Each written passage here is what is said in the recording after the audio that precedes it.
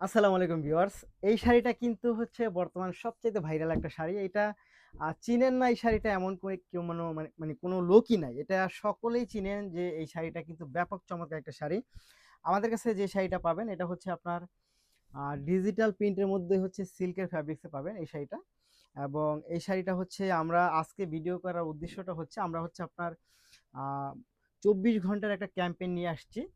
এই ২৪ ঘন্টার মধ্যে হচ্ছে এই শাড়িটা যারা অর্ডার করবেন তারা কিন্তু পেয়ে যাবেন হচ্ছে মাত্র ৳৬৯০ মধ্যে।